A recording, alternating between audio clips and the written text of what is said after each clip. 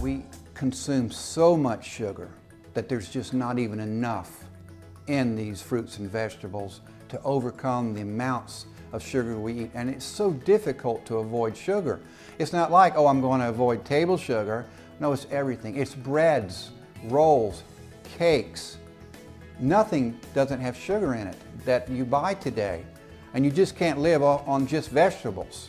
So the fruits have sugar in them, good natural sugar, but even those have been bred to be so sweet and have so much sugar, you get overwhelmed with the amount of sugar. So you have to truly supplement your diet with the natural sugar chaperones so they can go with that sugar and your body can return to a healthy carbohydrate metabolism. An article came out in Scientific American that said, Alzheimer's is type 3 diabetes. So here's the picture. If you take sugars, refined sugars, by themselves, your body thinks it's a poison. You constantly get inundated with that poison. Not once, like with the poison ivy, not once, like with a bee sting, or a hay fever, or an allergen. Constantly, every day, every half an hour, you get up, you start eating refined carbohydrates, you drink them, you have them for lunch, you have them for between meal snacks, you have them for dinner, and you have them before you go to bed. That constant barrage leads to a low-level, constant inflammation, and your body eventually starts breaking down. Very similar to smoking cigarettes. Not everyone who smokes a cigarette gets cancer. That's certain. But a lot of people do get cancer from smoking cigarettes, and this is very similar. Not everyone who eats refined carbohydrates is going to get diabetes, but a lot of them do. It is the major cause. So if this happens now in adolescence, you get type 2 diabetes and acquired diabetes.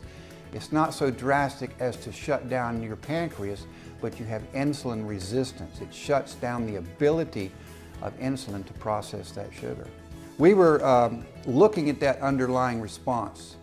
As we looked at diabetes and weight management, we saw what was going on. Your body sees the poison, inflammation comes on. So we found out these sugar chaperones, and they reroute the sugar to keep it out of fat tissue where it doesn't belong and put it into your muscles and your brain tissue. Your brain, by the way, can only live on glucose. That's the most simple sugar. It can't live on anything else, just sugar. So we help that process along where it should be. So you take sugar with sugar chaperones. This is normal. You have normal carbohydrate metabolism. That's what we're talking about. In the case of sugar, if you have sugar without one of these sugar chaperones, your body says, okay, there's a poison. I'm going to attack you. I'm going to stick you in the fat tissue. That, by the way, is what the body does to all poisons. It tries to put it in fat tissue. So if you take too much mercury or lead, it goes into your fat tissue. It's just trying to isolate it, get it out of the way. That's the main purpose of insulin, is to take sugar and put it in the fat tissue.